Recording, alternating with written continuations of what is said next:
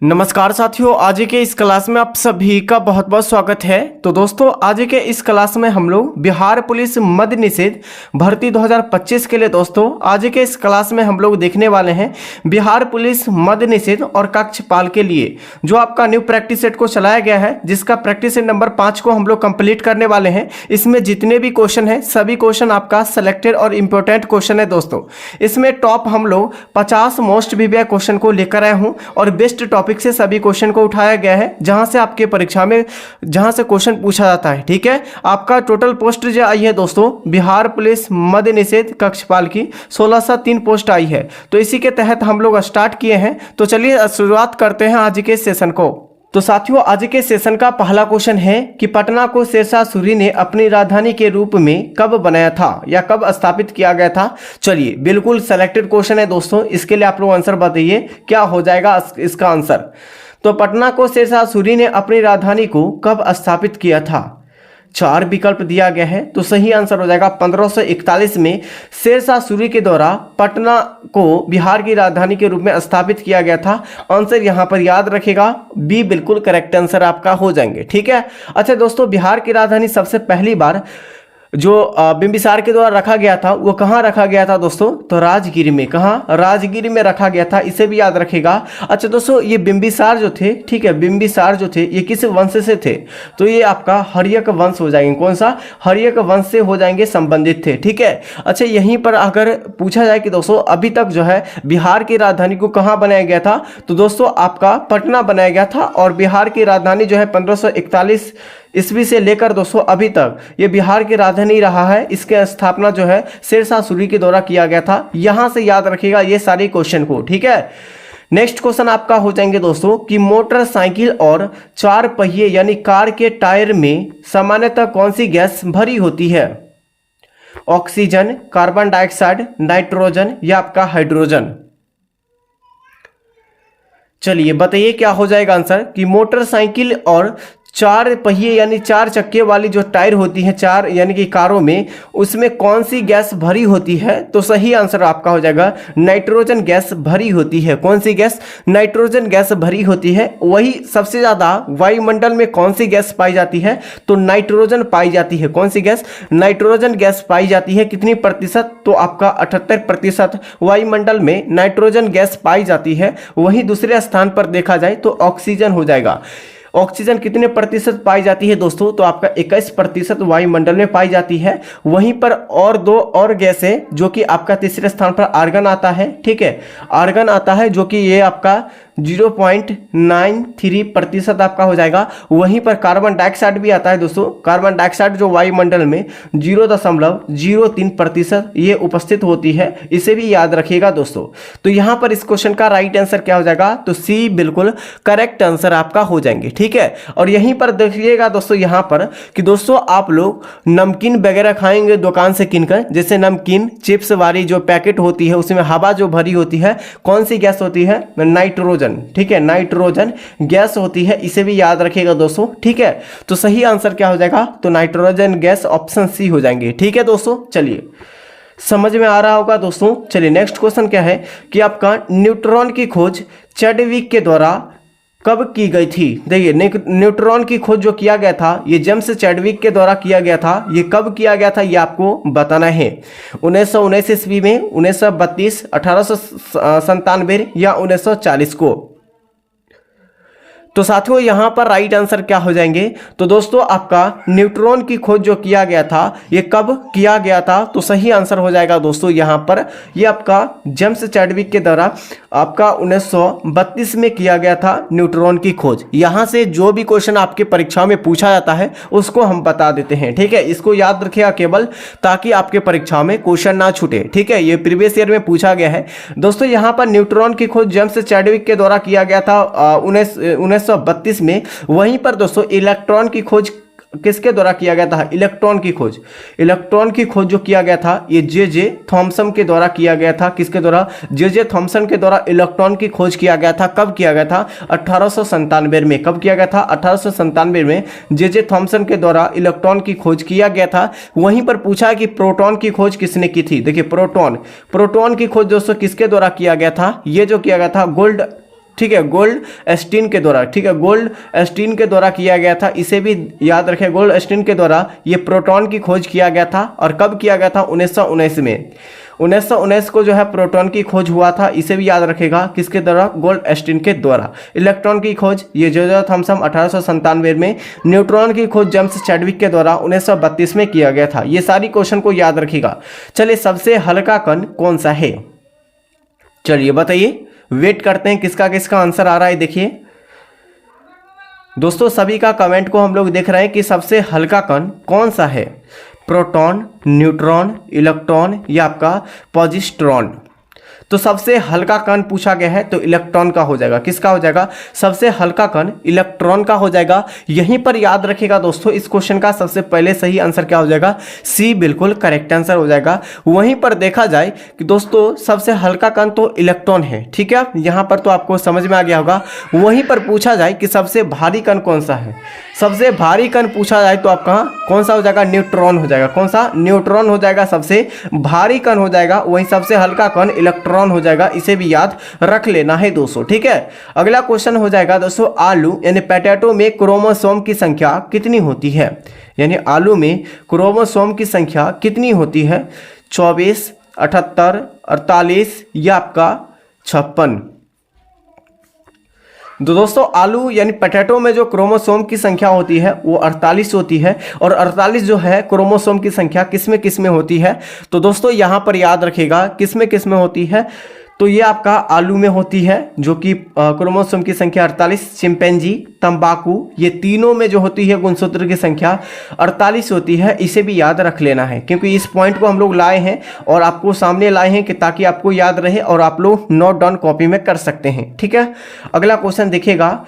और दोस्तों आज जो है थोड़ा सा लेट हो गया है, 8:30 बजे वाली क्लास था, ठीक है, तो आज 8:30 बजे नहीं करा पाए, ठीक है, इसके लिए हम लोग क्षमा चाहते हैं। और कल से आपको 8:30 बजे सुबह में भी आपको क्लास मिलेगा और 8 बजे से रात में भी आपको क्लास मिल जाएगा, ठीक है। इस क्लास को आप लोग याद रखिएगा कि कब कब क्लास चलता है।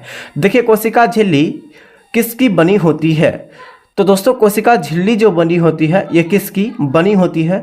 तो फास्फोलिपिड और आपका प्रोटीन की बनी होती है। किसकी? फास्फोलिपिड और प्रोटीन की बनी होती है। कौन? तो कोशिका झिल्ली होती है, ठीक है, यहाँ पर आप लोग याद रखिएगा। वहीं पर कोशिका भित्ति पूछा जाए कि कोशिका भित्ति किसकी बनी होती है? तो सेल्यूलोज की। किसकी? सेल्यूलोज की बनी होती है कोशिका भित्ति, ठीक है। और कोशिका झिल्ली आपका यानी फास्फोलिपिड और प्रोटीन की बनी होती है। इसे भी याद रख लेना है दोस्तों, ठीक है। और इस क्लास में जितने भी सारी क्वेश्चन को लेकर रहे हैं सभी क्वेश्चन सेलेक्टर और मोस्ट बीबीआ इंपॉर्टेंट क्वेश्चन है, ठीक है। आप लोग देख सकते हैं किस तरीके से क्वेश्चन है दोस्तों। रक्त के तरल और ठोस भाग को क्या कहते हैं? यानी रक्त के तरल और ठोस भाग को क्या कहते हैं? तो सही आंसर हो जाएगा प्लाज्मा और कोशिका कहते हैं। क्या कहते हैं? प्लाज्मा और कोशिका रक्त को ठोस और तरल भाग को कहते हैं, प्लाज्मा और कोशिका। वहीं पर प्लाज्मा की बात किया जाए दोस्तों, प्लाज्मा, ठीक है, प्लाज्मा यहाँ पर याद रखिए प्लाज्मा की बात किया गया है। तो प्लाज्मा जो होती है वो दोस्तों जल में कितने प्रतिशत पाई जाती है? और आपका ब्लड में ये कितने प्रतिशत पाई जाती है? देखिए प्लाज्मा जो पाई जाती है वो जल में 90% पाई जाती है। कितने? 90%। और दोस्तों ब्लड में जो है 55% पाई जाती है। इसे भी याद रखना है दोस्तों। ये सारे क्वेश्चन आपका पूछा हुआ दोस्तों प्रीवियस ईयर, जो भी एक्स्ट्रा बता रहे सभी प्रीवियस ईयर पेपर है दोस्तों, ठीक है। अगला है लाल दवा का रासायनिक सूत्र क्या होता है? देखिए लाल दवा पूछा गया है, इसका रासायनिक सूत्र पूछा गया है कि क्या हो जाएगा दोस्तों, ठीक है। तो सही आंसर हो जाएगा KMNO4 जो होता है ये लाल दवा का रासायनिक सूत्र होता है। इसे याद रखिएगा क्योंकि बहुत बार ये परीक्षा में क्वेश्चन पूछा गया है और सभी कॉम्पिटिटिव परीक्षाओं में, ठीक है। वहीं पर दोस्तों यहाँ पर आपका देखिए N2O, ठीक है, N2O जी गैस होती है, कौन सी होती है? नाइट्रस ऑक्साइड, ठीक है, नाइट्रस, ठीक है, नाइट्रस ऑक्साइड जो होती है ये हंसने वाली गैस होती है। यानी हंसाने वाली गैस कौन सी होता है? तो हंसाने वाली गैस आपका नाइट्रस ऑक्साइड हो जाएगा, जिसे हम लोग इसका सूत्र होता है N2O होता है दोस्तों, ठीक है।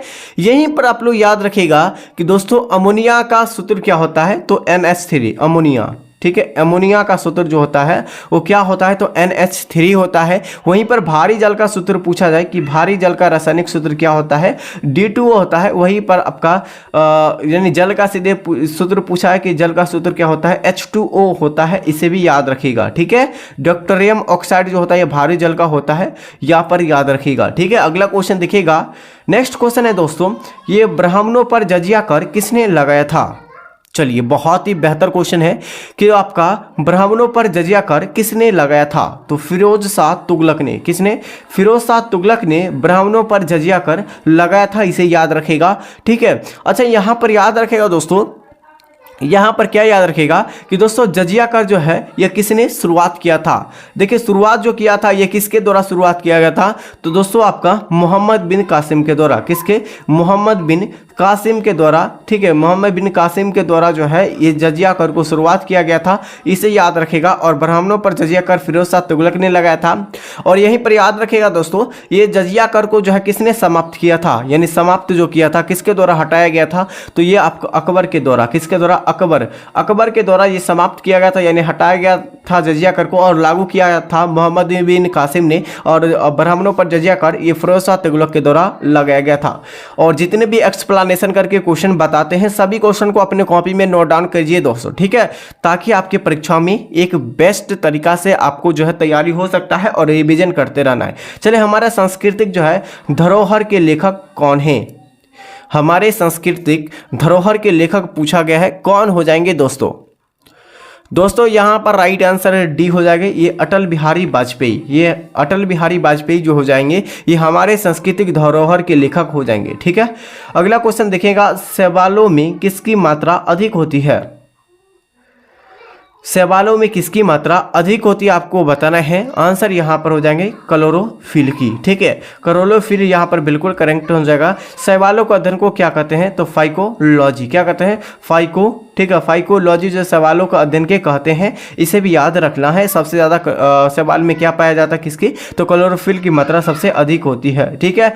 पाकिस्तान की संसद को किस नाम से जाना जाता है, देखिए पाकिस्तान को संसद को किस नाम से जाना जाता है, तो सही आंसर इस क्वेश्चन का हो जाएंगे आपका ये, यानी नेशनल असेंबली के नाम से हम लोग पाकिस्तान के संसद को जानते हैं। भारत के संसद को किसके नाम से जानते हैं, तो संसद के ही नाम से जानते हैं। और दोस्तों आपका ये पंचायत जो हो जाएगा ये किस देश का, यानी किस देश का जो है ये आपका संसद का नाम है, इसका कमेंट में आप लोग बताइए, ठीक है। चलिए, और जातिया पूछा, जातिया जो है किस देश का जो है संसद का नाम है, तो बांग्लादेश का। किस देश का, बांग्लादेश का संसद का नाम आपका जातिया हो जाएंगे, इसे याद रखना है दोस्तों, ठीक है।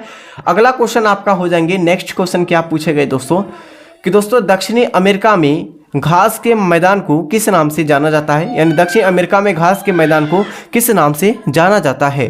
तो साथियों 13 का सही विकल्प आपका क्या हो जाएगा, तो आंसर यहाँ पंपास हो जाएगा। क्या हो जाएगा, दक्षिणी अमेरिका के घास के मैदान को हम लोग पंपास कहते हैं, याद रखिएगा दोस्तों, ठीक है। चलिए, नेक्स्ट क्वेश्चन है, चलिए अगला क्वेश्चन देखिएगा, पृथ्वी की भूपट्टी में सबसे अधिक मात्रा में पाए जाने वाला तत्व कौन सा है। चलिए बताइए, कार्बन, नाइट्रोजन, ऑक्सीजन या मीथेन।